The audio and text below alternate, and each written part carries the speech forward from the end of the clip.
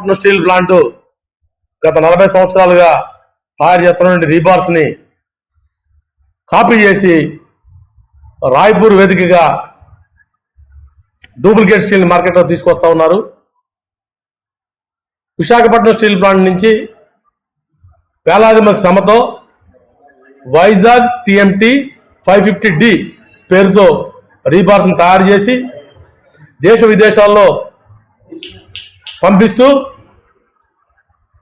పెద్ద పెద్ద ప్రాజెక్ట్స్ కి, హైరైజ్ అపార్ట్మెంట్స్ కి, బ్రిడ్జిలకి అన్నిటికీ కూడా డ్యూరబిలిటీ విషయంలోనూ, లోడ్ బేరింగ్ విషయంలోనూ, కెమికల్ ప్రాపర్టీస్ విషయంలోనూ అన్నింటిలో కూడా మనగాడుకు ఉన్నటువంటి బ్రాండ్ని కాపీ చేసి వైజాగ్ 550D TMT అని డూప్లికేట్ బ్రాండ్ మార్కెట్లో తీసుకొచ్చారు దొంగలు. దీన్ని వెంటనే ఆపాలని చెప్పేసి డిమాండ్ చేస్తా ఉన్నాం. దీనికి ఢిల్లీలో ఉన్నటువంటి కాంపిటేటివ్ కమిషన్ ఆఫ్ ఇండియాకి కంప్లైంట్ చేయబోతా ఉన్నాం. మా బ్రాండ్ ఇంకో బ్రాండ్ కాపీ చేసి విశాఖపట్నం స్టీల్ ప్లాంట్ తాలూకా క్రెడిట్ని కొట్టేయడం కాకుండా, మార్కెట్ని దెబ్బతీయడమే కాకుండా ప్రజల తాలూకా అవసరాలను మోసంలో తీసుకొచ్చి మోసగించబోతా ఉన్నారు.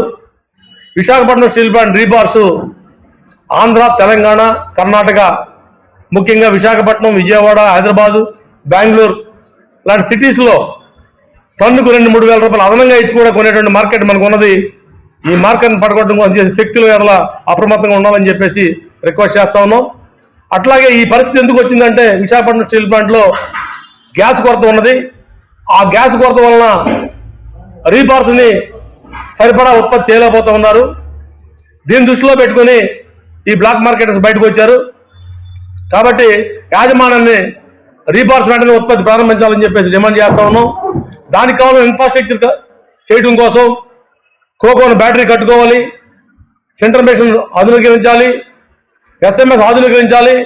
దీనికోసం గత మార్చిలోనే 8,000 కోట్ల రూపాయలు ఇస్తామని చెప్పేసి కుమారస్వామి గారు ఇక్కడ ప్రామిస్ చేసి వెళ్ళారు.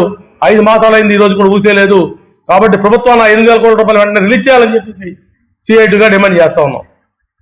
మరిన్ని విశాఖ ఉక్కు RANL వార్తల కోసం మన వైజాగ్ స్టీల్ ఫ్యామిలీ యూట్యూబ్ ఛానల్లో సబ్స్క్రైబ్ అవ్వండి.